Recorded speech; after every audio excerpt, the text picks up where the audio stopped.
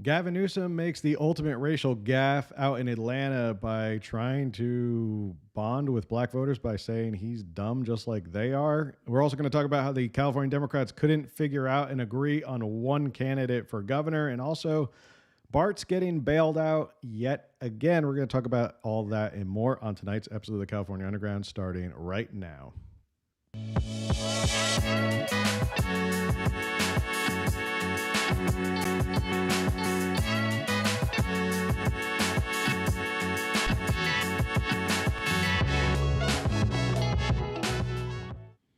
What's going on, everybody? Thanks for tuning in to another episode of the California Underground. I am your host, Phil. We got a lot to talk about tonight with Gavin Newsom pulling a Hillary Clinton hot sauce moment. And then we also have to talk about how the California Democrats don't know who they think should be governor. And then obviously BART getting bailed out with $500 million. So before we get started, make sure you subscribe, like, share, all that stuff. Helps with the algorithm if you are new here and all that stuff. And welcoming in my trusty co-host, the best, the fastest researcher in the West, Camille. How are you tonight, Camille? I'm good. How are you? I'm good. Much better than last week. So if anybody tuned in last week, I apologize for the state of my voice was bad because I was getting over a cold and tried to make it through a podcast. I made it through. It was touch and go there for a little bit. I had to pop some cough drops. But here we are. A big announcement first off before we get started in tonight's first story. We have a new channel. So a little bit of housekeeping. California Underground has a new channel. It's going to be called California Underground News. And the purpose of it is what we are trying to do. So we've been doing the news hits. We've been doing the podcast chapters. They've both been doing well. But with YouTube's algorithm, we're trying to make sure that there is a separate home for both of them so both types of content can thrive. So if you're fans of the news hits, which are the, quick kind of 8 to 15 minute long videos of here's a news story, here's me breaking it down. If you're a fan of that stuff, go over to California Underground News. That's where the new home for those are going to be. This main channel is going to remain dedicated to the podcast. There'll still be podcast chapters. This is where the podcast live will be, all of that stuff. So if any of you are out there listening and tuning in the chat, first off, let us know where you're tuning in from anywhere in California. So go head over to California Underground News. It's literally not even 24 hours old. So with that, I think we should hop into our first story, which is about Gavin Newsom went out to Atlanta for an interview, and he made a pretty bad racial gaffe. I know a lot of Democrat candidates, for some reason, just they can't seem to not step on their own feet when it comes to making these racial gaffes. Like there was Hillary Clinton pandering that she said she had hot sauce in her bag at all times. Biden said that poor kids are just as bright as white kids or something like that, implying some racial discrimination. And Gavin, well, I think we should just watch the clip and see what he said. I'm not trying to impress you.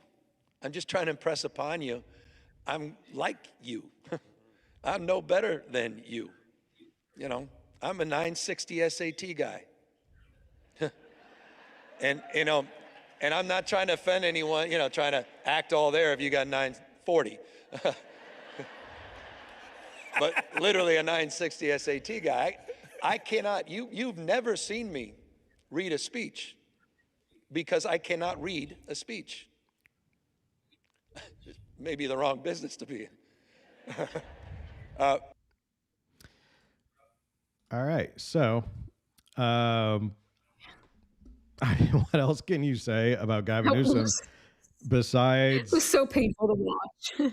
What were you thinking when you said, I'm just like you. I have a 960 SAT score. Wow. Okay. Camille, I'll let you take the first crack at this one. Oh gosh. I don't even know where someone comes up with that thought. I've never ever thought, I've never looked at anybody and been like, Bet they had a lower SAT score. Bet they couldn't score even 1,000. I mean, I've probably looked at Asians and been like, perfect score. Mm. Yeah. But because we know they're extremely bright and they work really hard and they're very educated. But so is he on his book tour? Is this part of his book tour, this interview? Yeah, this is part of his Young Man in a Hurry book So tour. he's out of the state. This has nothing to do with his political career. He's just on a book tour, speaking to a room full of people who likely bought his book or planned to buy his book to read it. Mm-hmm. And then he's just like, all of you dumb people can't read, but yet you're here for my book. And just the whole thing is so bizarre. So bizarre. Which, speaking of being on his book tour, I asked Grok how many days Gavin Newsom has been out of the state of California in 2026, and it's 11 days, which may not sound like a lot, but today is day 55 of 2026. And so that is exactly 20% of his time spent outside of California, the state that he allegedly governs. It's a lot of time to be out of the state. You can't even take off 20% of your job, like your actual day job. And Gavin's just kind of taking 20% off being governor of like one of the largest states in the country.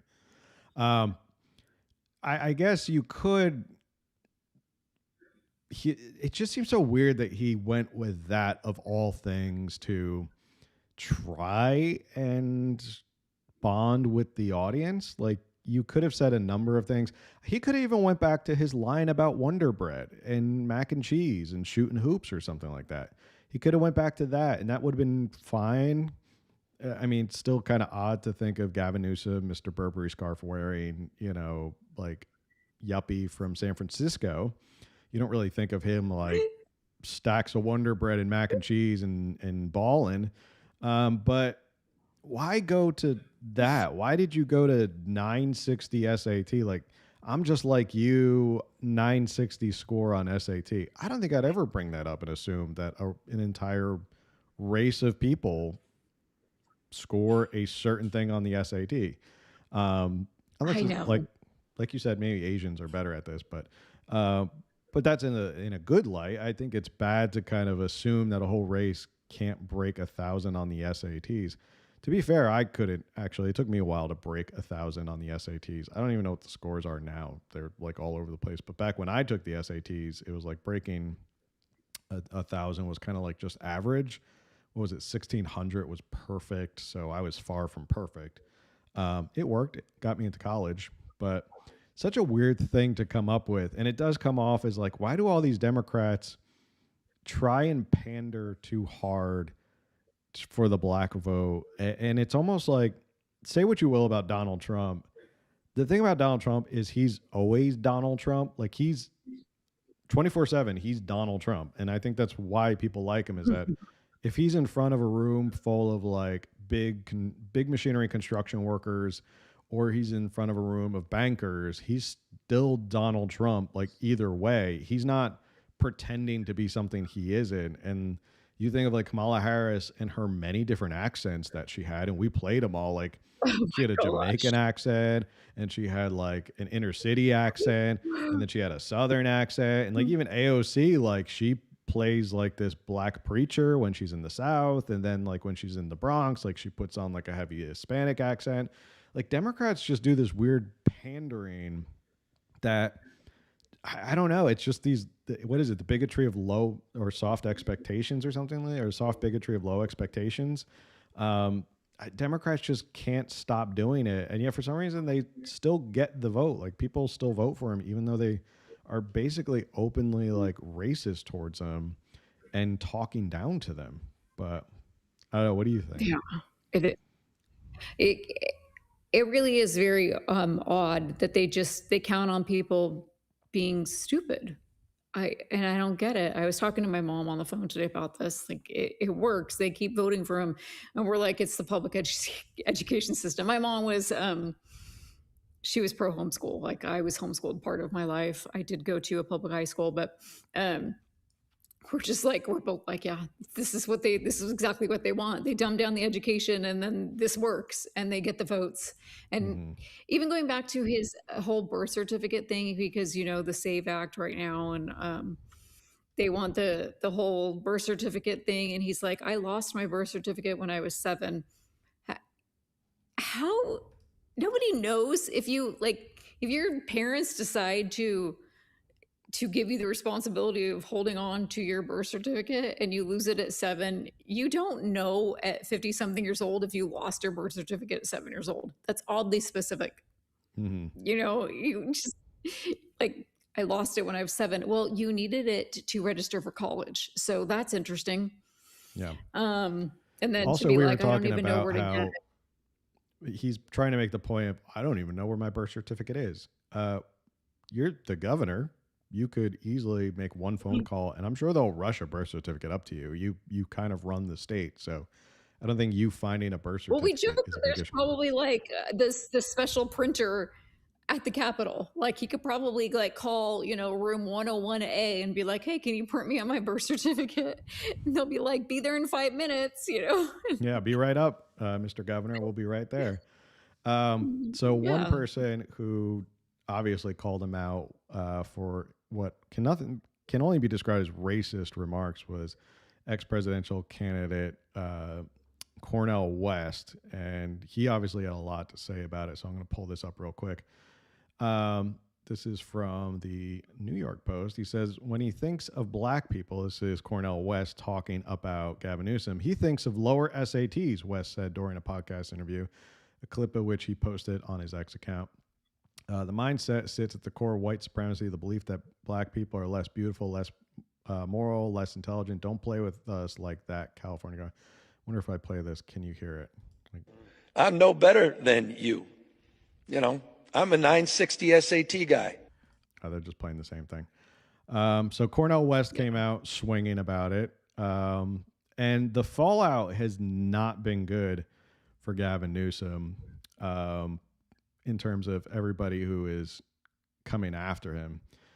In fact, it's gotten so bad that like his own press office, and if you don't know anything about his press office, they are run by a bunch of like entitled snotty little leftists, and I'm saying that in like the most professional sense, the like snotty little leftists, because they think like they can be like trolls on social media and that works for them, and they're just like, oh, we're gonna be uncouth, we're gonna be unprofessional because we're gonna be like Donald Trump. And so Izzy Gardon, who is I think he's one of the press conference people. Hold on, let me pull this up. Getting used to some software here, so pushing a lot of buttons back here. We always say this on the show. There's always But an it looks a opening. little. There's always an opening for a producer on the show. So this was from Susan Crabtree, who's a reporter. She said, what about the Gavin Newsom dyslexia diagnosis? Can the governor provide any paperwork related to his dyslexia diagnosis at any time of his life? Newsom's comm team just now tells me to F off. And that was Izzy Gardon. Also to Brandon Richards. You can find these people all over Twitter who are like fact checking and gaslighting people about Gavin Newsom's lies and all that stuff. So they're not taking it too well. This fallout has been pretty bad for Gavin Newsom. I'm paying attention. I'm just trying to look something up. There was another, let me see if I can pull this up as well. Gavin did not take too kindly to, let me see. He did not take too kindly to people calling him out. So let's see if I can pull this up as well. Is this the clip that I'm looking for? Apologies to everyone for figuring this out still. This was the video. I was trying to look up that person to see if I could find their salary on Transparent California, but taking too much time. So here it is. So this was his response to Sean Hannity had called out Gavin Newsom about this. He thinks that a 960 SAT makes him like black Americans. Let that sink in, which I think most of the country is thinking about. And this is Gavin Newsom's reply very professional, very cordial. He said, "You don't give a shit about the President of the United States of America posting an ape video of President Obama or calling African nations shitholes, but you're going to call me racist for talking about my lifelong struggle with dyslexia. Spare me your fake effing outrage, Sean." So things seem to be going really well over in the Newsom camp. His press comms is melting down. He's melting down. Everyone's melting down over this whole racial gaffe. And I don't blame him because you screwed up. You screwed up like royally. And now you have to pay the consequences. So is this going to be something that follows him Yeah, around? and I don't know. Go ahead. probably not, but just because that's how it works. No, that video that Trump had posted that whoever the White House Trump, that was one thing, but to try to be like, well, they did this, so I can do this. That is such childish behavior. I hate that. Two wrongs don't make a right. Just because someone did something doesn't excuse your behavior. Just take accountability. You said something you shouldn't have said. Apologize. Move on. And I don't know.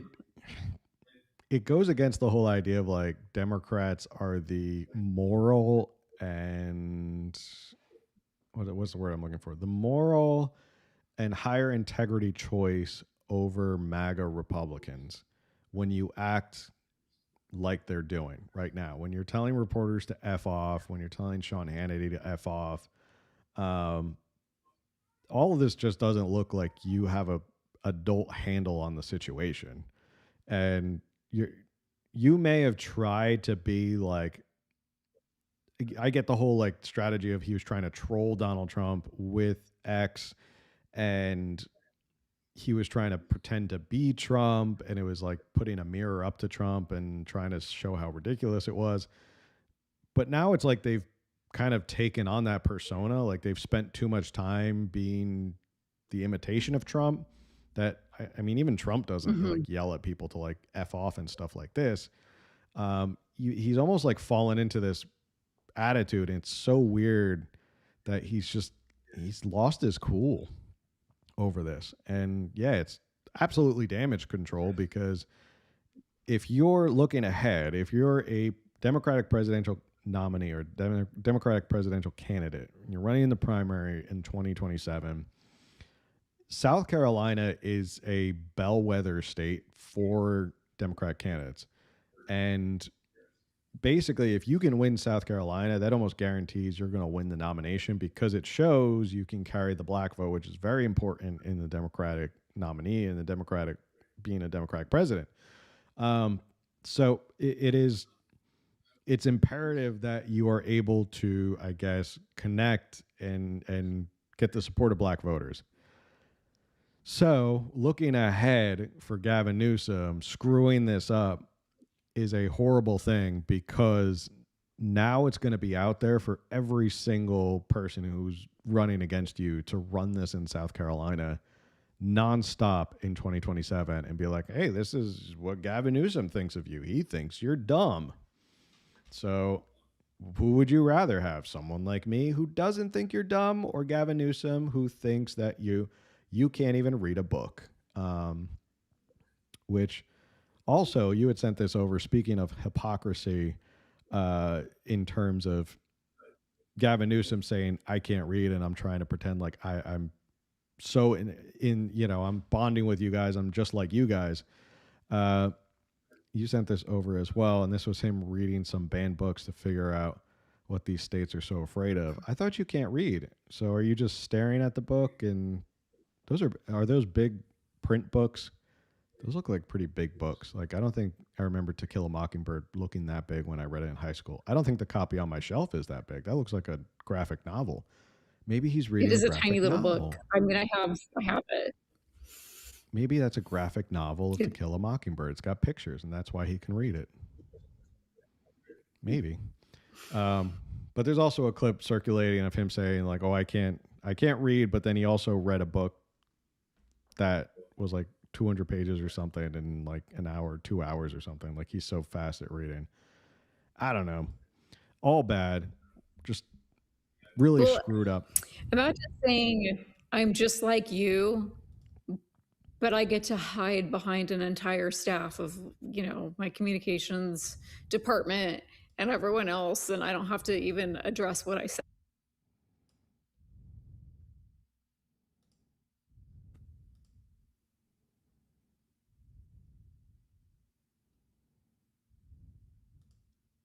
Sorry, did I lose you for a second? I think you froze up for a second. Did I freeze up? I thought you froze up. I was just Nope. saying, imagine saying I'm just like you, but then you get to hide behind staff. You get to hide behind your communications department and not be held accountable. Yep. That's the nice thing for Gavin Newsom is he can send his little twerpy PR people out there to go yell at people on Twitter and tell them to go F off. So they're everywhere. Yeah. If you go on X, that's totally just like you. Yeah, that's just like everybody else. Everybody else has a team of PR people to go and yell at people on X for them. So, all right, Gavin Newsom, totally screwed up. No way about it. Will it actually affect him in the presidential race? I guess we'll see. I think it's going to linger for those races like in South Carolina where you do have to reach out to black voters. But Democrats, again, just can't stop the soft bigotry of low expectations. All right. Speaking of Democrats, Gavin wasn't the only California Democrat to have an eventful weekend. There was a Democrat convention in San Francisco there's always these party conventions. If you don't know, there's always party conventions like every year. Sometimes we go, sometimes we don't. Sometimes they're not worth going. This year would be a year you'd want to go because they're endorsing someone for governor. So they sent everybody to San Francisco to figure out who's going to be endorsed by the California Democratic Party. That's a big endorsement. If the California Democratic Party says, we think you should be the governor, that's a big deal because it sends a signal to all the Democrats in the primary. This is who we think should be governor. You want that chip. You want to run with that. And needless to say, even Democrats couldn't figure out who they want to run for governor. So we're going to watch this clip and then we'll add our commentary. That's right. Trump. The worst president ever. Donald Trump and his ICE thugs are terrorizing our communities. Democratic candidates for California governor speaking out against President Trump this weekend at the California Democratic Party state convention, making their case to some 4,000 attendees for their endorsement. And when the dust settled on the convention, there was no official endorsement. No candidate was able to garner the requisite 60% support to secure the full party support. Congressman Eric Swalwell led the field with 24. I'm just going to say the most shocking thing of this list is that Betty Yee is in second. I know. We had that. I know. Was it last week, the week before? We were like, she's here? What? If you know, a couple of weeks ago, we broke down the debate and she kept popping up and you and I were like, why are you here? Like, who cares that you're here? But somehow she garnered 17% of the California Democratic Convention vote. So good for Betty Yee. Were wrong. Maybe she is the underdog that she's talking about and saying, like, don't underestimate me. I'm the underdog. Maybe she is. Who knows? With former state controller Betty Yee a surprising second.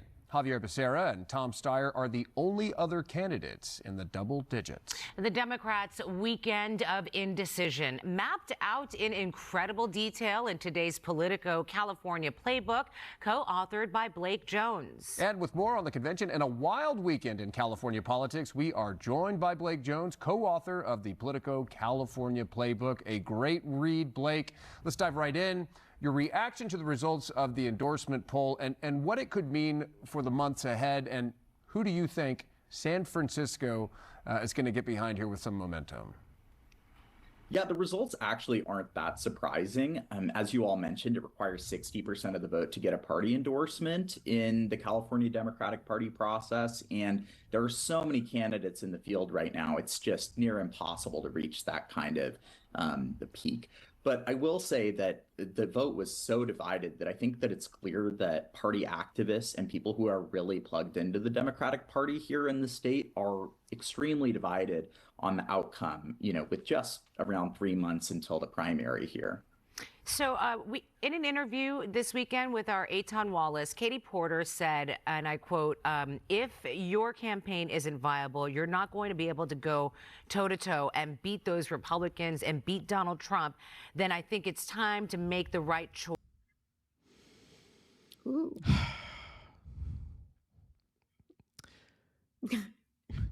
Katie Porter.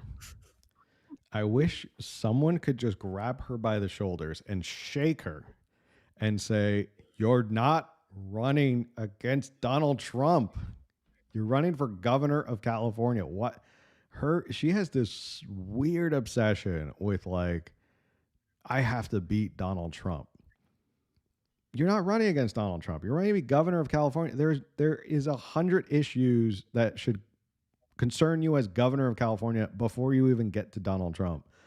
And she just won't shut up about Donald Trump. And like, she brought out a little whiteboard. If you weren't watching, they blurred it out. She brought out her little whiteboard, said F Trump, and she was waving it around like, oh my God, I brought my whiteboard. It says F Trump. It's like, girl, you just got to stop being obsessed with Trump. Like, there's so many other issues that Californians care about. And yeah, you may touch on a little bit of anti-Trump sentiment, but my gosh, like,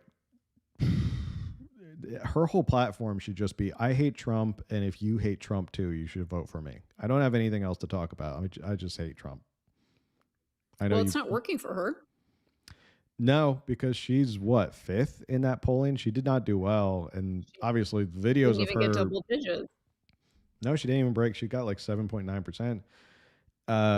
Videos of her berating her staff probably also didn't help as well. But yeah, she just doesn't. She came out as like the anti-Trump warrior, and then she doesn't seem to have anything else to talk about. So, not surprising, but let's keep going.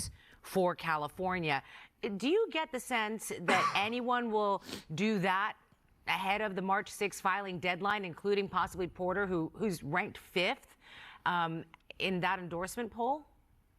So that's a good question, because the party endorsement hasn't really pushed anyone out of the race so far. But we do have a few weeks here, and there's a lot of pressure on some of the lowest polling candidates, not in the endorsement process, but in public surveys, to drop out of the race and to help kind of consolidate Democratic support so that people can align behind a smaller group.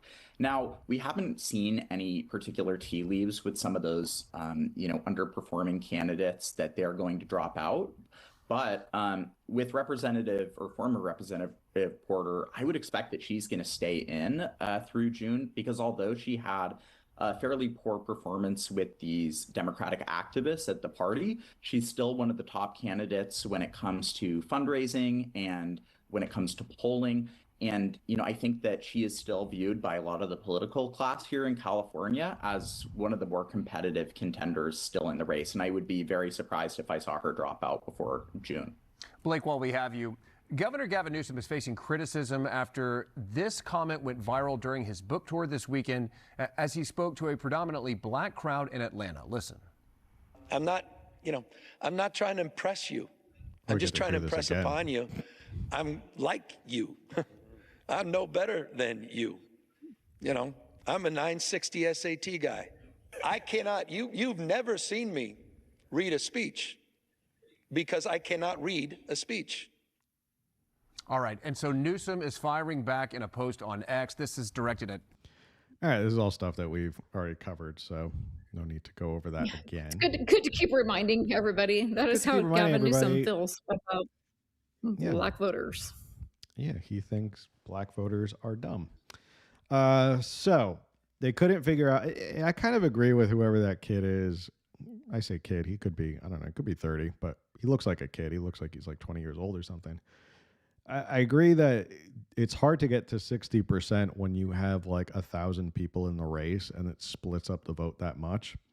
Nobody really ran away with it, though. I think that's the most important thing that you could probably take away from it, is that nobody really was heads and tails above everybody else. Like, I think, what did Swalwell get? Like 22, 24%, which is a 24. lot. 24, but Betty Yee's right on his heels at 17. So it's not like anybody was heads and tails above any of the other candidates. And Yeah. it just shows that like the pack is very close. I didn't see Matt Mahan on there either. Did I miss Matt Mahan if he got in there? He wasn't top 5, I don't, right? I just didn't see his name. I saw Xavier Becerra. I saw Tony Thurmond. Tony Thurmond, who somehow is still hanging around, just kind of in the middle of the pack. All these candidates, I guess the thing is, and not to kind of compliment Gavin Newsom, which kind of makes me throw up in my mouth a little bit. By the way, I'm wearing my Noodle shirt in honor of Noodles. Big racial gaffe. You can go get it on CaliforniaUnderground.live. I actually saw somebody on social media call him Noodles, and it made me chuckle a little bit. I guess when you have someone of the star power of Gavin Newsom, and star power, good or bad, he's a big personality. He's a big player in politics. When you go from Gavin Newsom down to like these candidates, they're not really in the same ballpark of like wow factor. Like it's not like people look at them and go, "Whoa, I've been waiting for this person to run for governor." I think a lot of Democrats now are just kind of like, well, what are our choices? Like Newsom's leaving, Kamala didn't run, Porter was sort of the heads, like she was supposed to be the big front runner. She fell behind because she turned out to be a horrible boss. And she can't stop talking about Trump. So we kind of have this lackluster field of like meh, like that's the best way to describe it. And I bet if you asked an honest Democrat in California, like, what do you think of this slate of candidates? And they'd probably be like, meh. I don't know. Like, I guess I'll have to vote for one of them. Like, I'm not going to vote for Bianca or Hilton. Maybe they will. I don't know. But maybe that's the problem. It's a field of meh. And they're just so average and not like impressive at all that nobody's really coalescing. No one's figured out how to bring the coalition together. Are like you don't think Betty Yee can bring a coalition together? What do you think? I'm very surprised about Betty Yee still. It's so funny. But I wonder why Matt Mahan wasn't polling, but perhaps he's just too new. I don't know. I just thought because Democrats, as much as they stick together, there's no denying that California is just such a failure right now. Democrats can't deny it. They will publicly, like they'll on social media, they're gonna be like, California is wonderful and great, and we're the 5th largest economy. But they can't deny that like they're also broke from taxes and they're tired of homelessness, living on the freeway and public education failing and all the other things that are just wrong with California. Mm-hmm. You can only deny that for so long. But I don't think that they're going to come out and be like, let's all just vote for Steve Hilton, the lesser, like less conservative, more Republican between him and Bianco. So I would have thought Matt Mahan would actually be doing much better because he has aligned himself as more moderate. Mm-hmm. So I'm surprised that he wasn't in the top 5. Yeah, I think it's also because he's so new to the race. He hasn't had time to establish. Maybe he got in too late. Maybe he took too long. He should have got in like a year or so ago. Maybe it's a little too late for him now. He hasn't really grabbed onto any sort of, and I know we said he probably got in because everyone is so lackluster in meh, but now it's like he didn't hit the ground running, so he's kind of lost in the shuffle. Somebody asked, like, who are we pushing for? We don't push for anybody. Like, we don't endorse anybody. So we're not pushing for a specific Democrat. We're just commenting on like the state of the Democrats because one of them is going to end up running for governor, and who knows? Well, good chance in California, one of them will likely end up being governor. Not to say anything about Hilton or Bianco. Crazier things have happened. Who knows? I'm just saying, statistically, if you were to be a betting man. You're saying there's still a chance? I'm saying there's a chance that there could be. I'm just saying there's a chance there could be a Republican governor this year. I'm not counting it out. Never count anything out in politics. Crazier things have happened. But I'm just saying we keep an eye on the Democrats because of the fact that they're probably one of them is going to be governor. So yeah, they endorsed a whole bunch of other people as well, but they also, I saw a lot of chatter on the fact that they endorsed a lot of establishment corporate um, Democrats, and that was Yeah. one of the biggest complaints from a lot of people in the progressive wing was they didn't endorse enough progressive Democrats, and that's crazy. I think that in California we need more progressive Democrats. I think the last thing we need is more progressive Democrats. Like, that's insane to me. The last thing we need is more Buffy Wicks and Scott Wieners and Alex Lees. But that was one of the big criticisms, is that they endorsed a bunch of people who were just kind of corporatist Democrats. They were establishment Democrats. They were bought out by lobbyists. And progressives were very upset about that because they want their progressives and they want their single payer health care, which, by the way, they did introduce a bill just a couple days ago, just last week, for single payer health care in California. So they're trying again. This will be the fourth year in a row that they're trying to get single payer passed through California. I guess if they just keep trying. Yeah, they keep bringing it up. I'm looking for the link I sent you about the breakdown of the endorsements. Who was endorsed? Yeah, there was a bunch of people I who wasn't were gonna endorsed. I wasn't going to go through the whole thing. It was like 132 seats out of 164 or something like that. But they did not, I can't find it. So there's, I believe, 8 statewide seats, and they only endorsed 3 candidates for that.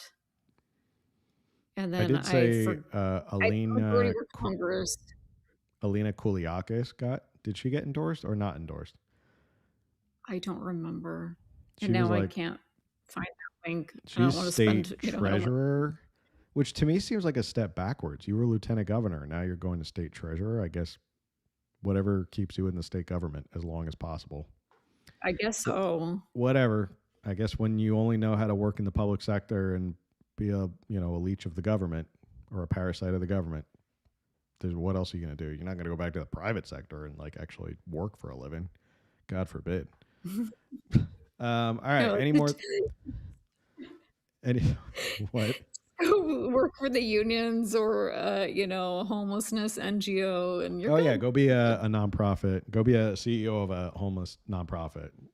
That's good. I hear that pays really well. If you are the CEO of a homeless nonprofit, you can make like $500,000. All right. Any other thoughts on the Democrats and their meh platform? No. No? Okay. No, I'm sure I have thoughts. You guys, I'm quitting caffeine and I'm so tired. Quitting caffeine altogether is a big jump, but I I try and scale back. I know we're rambling, or what do they call that? We're chit-chatting. People don't like the chit-chat. People in the chit-chat. They don't like when we talk. I try and cut back after 2. That's my rule. I cut caffeine after 2 because the half-life. It keeps you up at night. Because that's what happens when you hit 40. You can't take caffeine anymore after 2 o'clock. All right. Next story. BART, Bay Area Rapid Transit, for those who don't know. Another train project that has become an absolute money boondoggle in California. Almost as bad as in terms of money, not as bad as the high-speed rail, but it's pretty bad with how much money has been wasted on BART.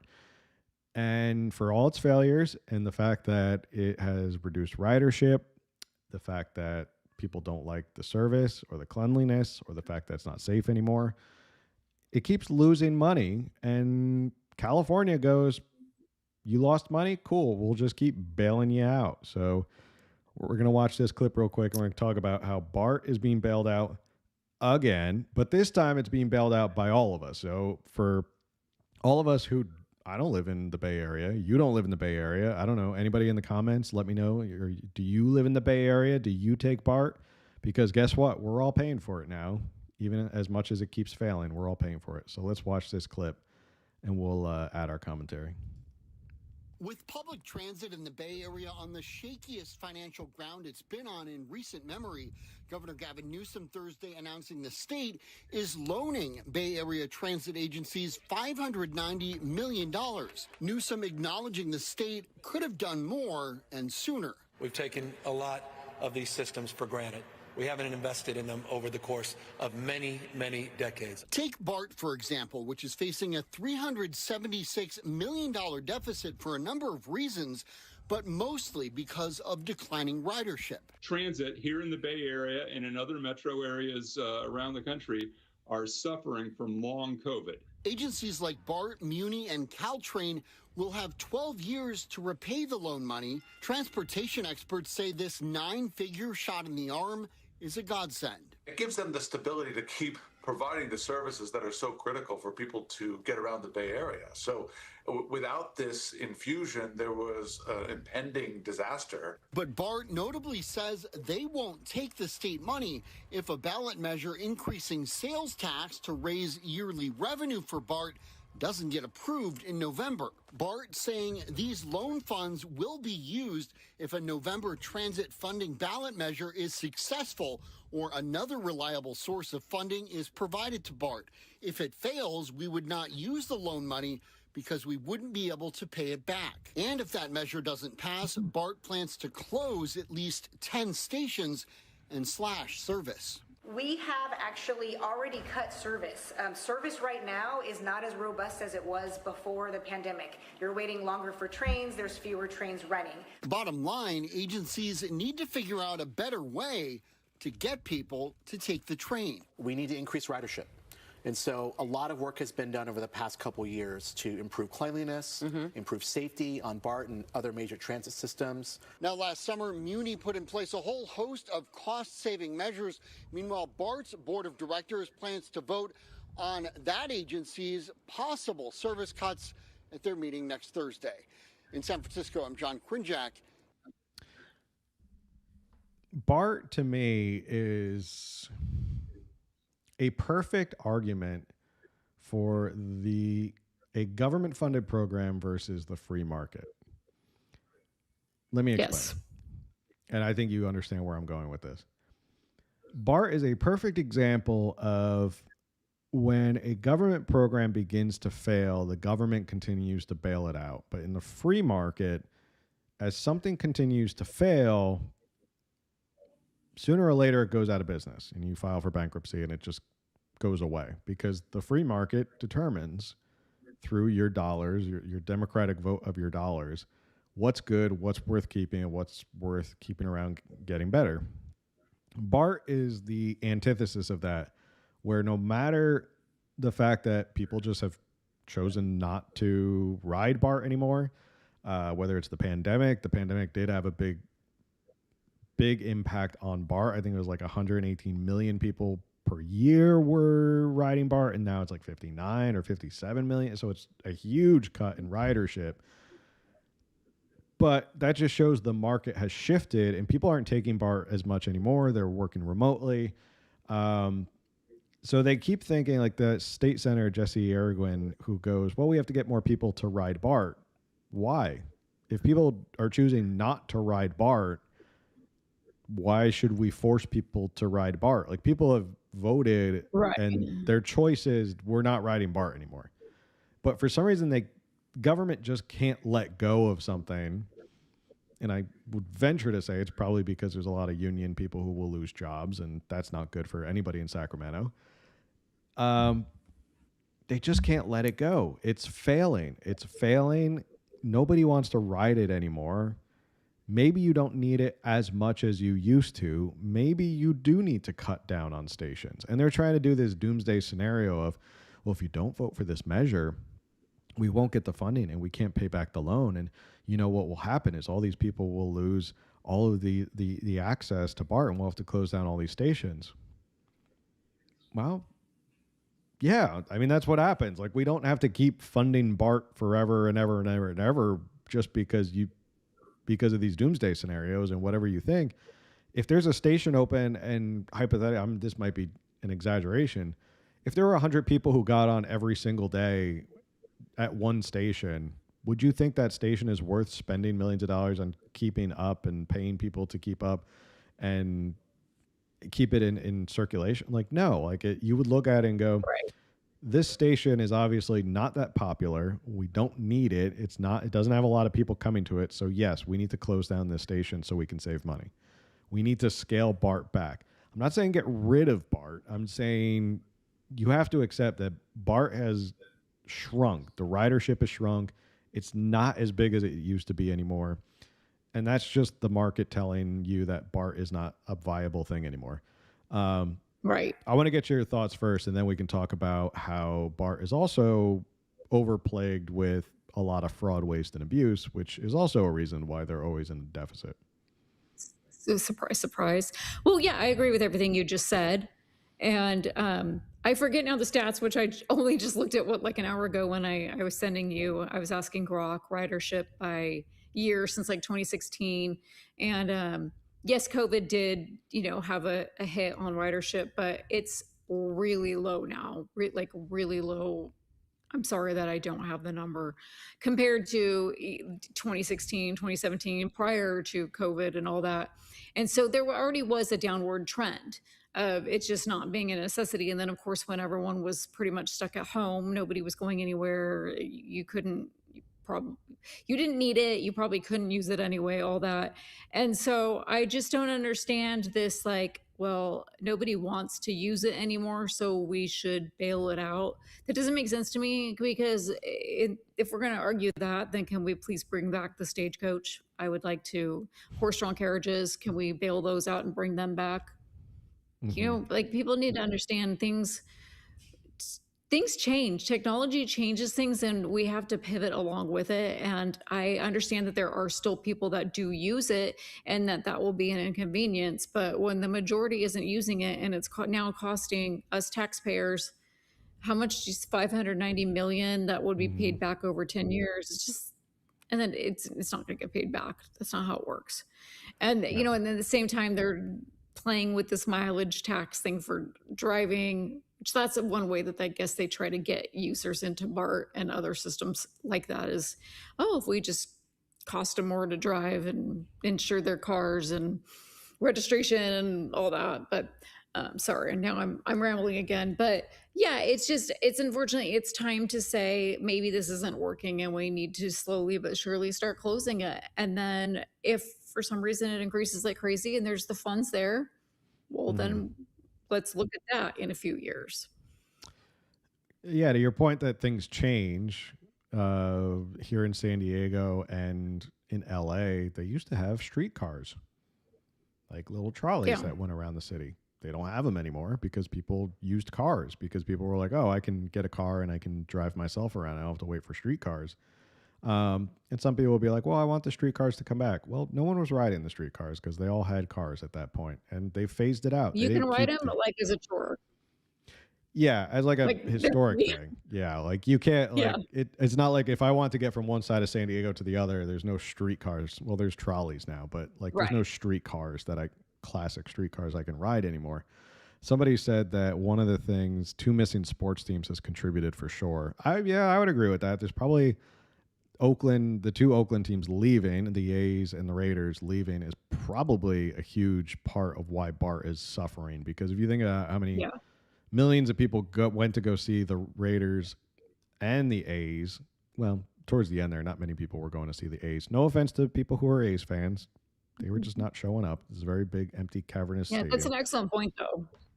It is an excellent point that when you take away those 2 teams, there's a lot less people who are going to be riding, because before it was easy, you save money on parking. You could have a couple drinks. You didn't have to worry about it. You could have a lot of drinks, not really worry about it.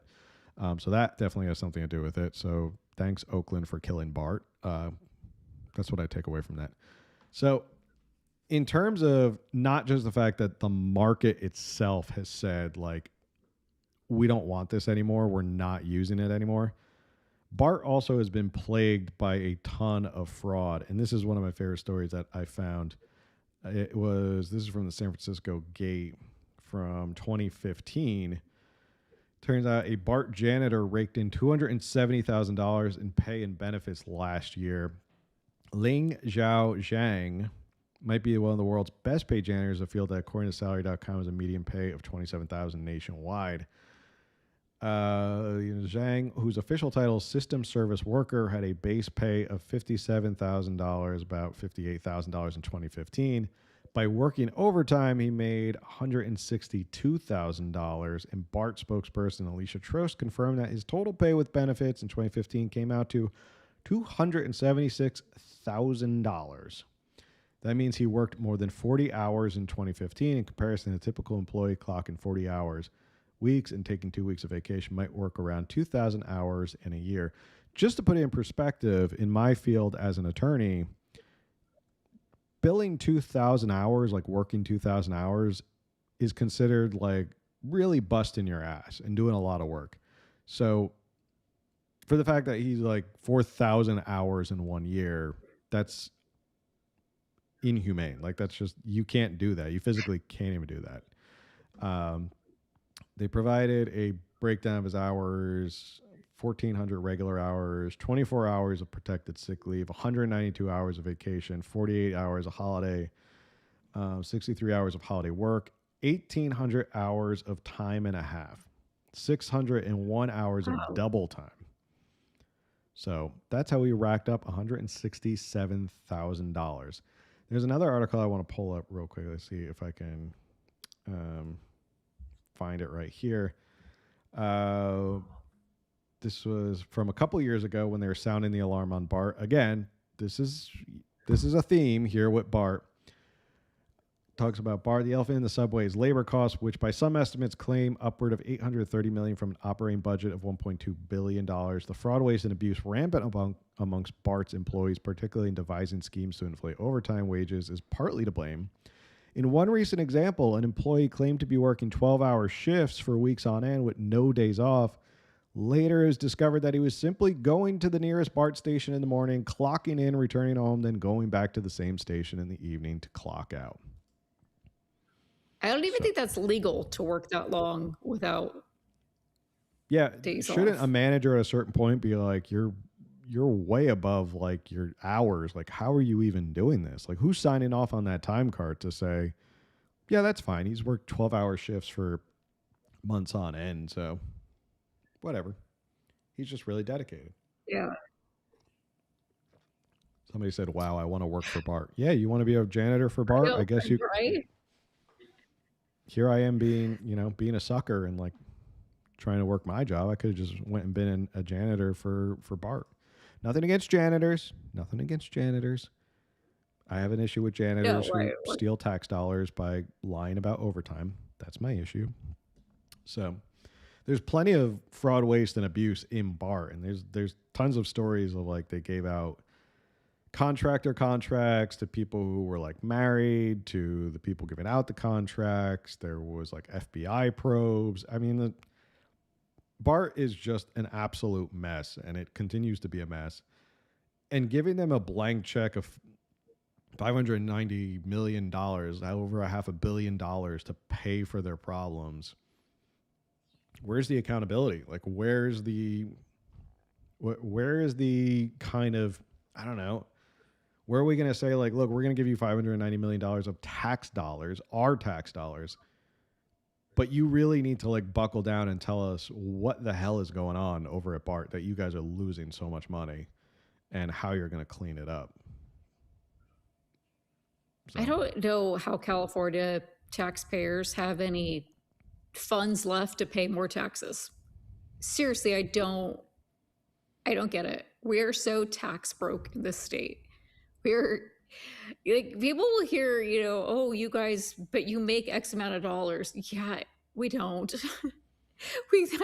That might be what, it says, but after all these taxes, oh my gosh, you guys, we are broke. I did see an article. Like collectively. Did you see the article where it said $100,000 in some parts of California only comes out to like 66,000? That's like, that made me really sad. Yeah. Because I was like, wow. Yeah, I felt that. I was like, maybe I can go move somewhere else. Iceman says Irina Zarutska murder last year didn't exactly sell people on public transport. Yeah. True. That's a good point. Yeah, I mean, when you see that happen on public transit, maybe people are like, I don't really want to. I don't want my daughter loves the idea of taking the bus. Mind you, she has a car, but whatever. She loves the idea of taking a bus. And I'm like, I'm not comfortable with that. And this is Orange County. And in fact, the city that I live in Orange County, year after year for decades, is always one of the safest cities in California, like top 5, and one of the safest cities in America. But I'm like, no, I don't need you on a bus. I would, and she's an adult. I mean, she's 18, but still, I would worry constantly. There's one more clip I did want to show. New friend of the show, David Tungipa, went up on the assembly floor and kind of called out this bailout for what it is. I think he did a pretty good job calling it out. So I'm going to pull this up right now. Right now. Colleagues, let us be clear. This is a payday loan for BART. SB 117 is simple.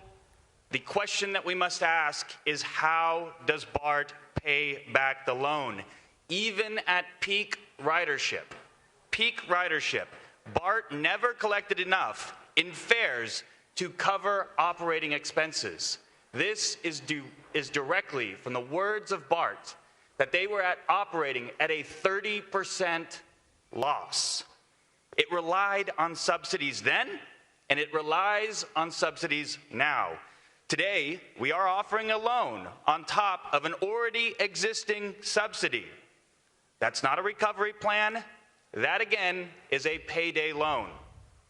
We don't even know if the Bay Area residents are willing to raise their taxes to cover their share. And BART has been clear, even that won't be enough to cover the loan. Until BART can demonstrate the ability to repay this loan, we shouldn't be issuing it. This is about fiscal responsibility. I understand the importance of what BART can do for a community. I have ridden on BART myself. But we cannot ask the residents of Riverside County to pay for the Bay Area failures when they haven't given us a concrete plan to pay it back. We cannot ask the residents of Sacramento to pay this until the Bay Area gives us a concrete plan to service the loan. We are moving money around, and right now when the LAO and the Department of Finance under the governor's office is telling us that there are financial issues coming into the future, it is our responsibility to be fiscally responsible, to manage the people's money, to make sure that there is a return on investment, and to make sure we're putting money in the right areas. And for those reasons, I respectfully ask for your no vote. I don't think I could have really summed it up better. Scott Wiener cried after that. He did. Scott Wiener loves his little choo-choo trains. He loves his BART trains. Maybe when he's in Congress, he can get a federal bailout or something like that. Oh, God. Scott Wiener in Congress. Terrifying. You want to talk he about was endorsed. He was endorsed. I mean, he's the only person running in that. Well, there's other people running in that seat, but I mean, he's basically the handpicked successor to Nancy Pelosi. And then Nancy Pelosi's daughter is running for Scott Wiener's seat. So talk about nepotism. Do we live in an aristocracy, or do we get to vote for our representatives? I don't know. I'll let people be the judge of that. So yeah, bottom line, BART's getting bailed out again. We're all bailing out BART. Every single Californian across the state, across all 58 counties, we're all bailing out BART because it's a failure. And I mean, there's nothing really else to say, but it's an absolute calamity that we have to bail out BART after how bad it's been. People aren't riding it. Market is not there anymore. They're wasting their own money, fraud, waste, and abuse. It's just bailing out the Bay Area for their failures when you don't even ride it. It's just, I don't know how you can sit there and with a straight face and say that's good for everybody who's bailing it out. But I think what's so interesting is that every time somebody, an agency or an elected politician asks for a bailout, they never look at the staff. What is the word I'm looking for? The staff salary. They never, they never like, hey, maybe I don't need to make $700,000 a year. As that one chick who was whatever LA water department thing. Oh yeah, You the know, the CEO of city LA. council, Yeah. like LA they needed $2 million. Was it 2 million or 2 billion? 2 billion.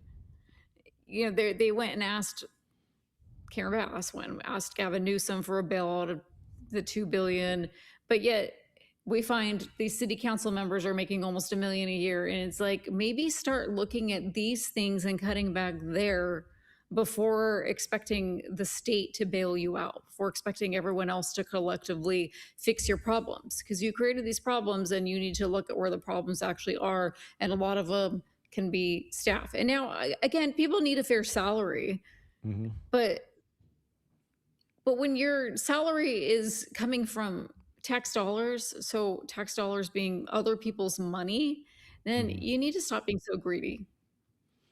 And I just wish that the departments would literally just start being like, okay, you know what? None of us really needs to make this kind of money. Yeah. I don't think the CEO of the LADWP needs to make $700,000. Yeah. Especially after what happened with the Palisades fire. But Right. somebody said, as to Scott Wiener, he was endorsed by Satan. I'll just leave it at that. He is Satan. I'm just kidding. He's a very odd man, Scott Wiener. And every time we think he couldn't get weirder and more cringy, and all of a sudden he does something else. All right. Any other thoughts on BART? Nope. Okay. All right. Coming up on the hour. Thanks everyone for tuning in. Somebody else said cut costs before bailout. Agreed. I think you should go through aggressive cost cutting before anybody gets bailed out. Also, like, why are we just giving a blank check to BART without them proving why they need it? I don't know. Maybe BART should actually go through like a rigorous application process and be like, this is why we need it, and here's how we plan on paying it back and all that stuff. Not just stroke of a pen, all of a sudden there's $590 million. I don't know. Crazy idea, but if you were a private company and you needed money, you need a loan from a bank, you can't just walk into a bank and expect them to give you a check. You have to go through a rigorous application process. Right. But they don't treat the private sector the same way they do the public sector. All right. Thank you, everyone, for tuning in. Next week, we have a guest, Herb, who is running for controller. So he's running for Betty Yee's seat while Betty Yee's busy taking over the Democratic Party. So he'll be joining us. We got some other guests who are lined up or coming onto the show. As always, it's going to be a busy year, 2026. If you weren't here in the beginning, one more time, I'm just going to say this announcement really quickly. We started a new channel. Don't worry, we're not going anywhere. This channel is still going to be here doing exactly the same thing every single week, every single Tuesday at 8 p.m. We're going to be doing our podcast. We're going to have the guests. We're going to have the roundtables. This channel will be dedicated to the podcast and the live show. There'll be podcast chapters. There'll be shorts from the podcast. Our new channel is called California Underground News. So if you are fans of the news style hits, those are the ones where it's kind of just me talking about the news and breaking down what's going on. That's California Underground News. So go over there and subscribe to keep up with those news hits. They will not be on this channel anymore. So if you're looking for them, you're like, hey, wait, where are those news hits that I really like that they always put out? Those will be over on California Underground News. We're just trying to make it so it's easy for people to know where they can go for the content. People who like the podcast, they like these conversations. And then people who are like, just give me the news. I just want the news of what's going on in California and tell me what's going on. So with that, any other final thoughts for the evening, Camille? Nope. I'm ready for bed. Okay. Now that you're officially off caffeine. All right. Thanks everyone for tuning in. Make sure you like, share, subscribe, review, all that stuff. Go subscribe to California Underground News, the other new channel as well. And the best thing you can do to support the show that's 100% free is share it with somebody else. And we will see you on the next one. Later.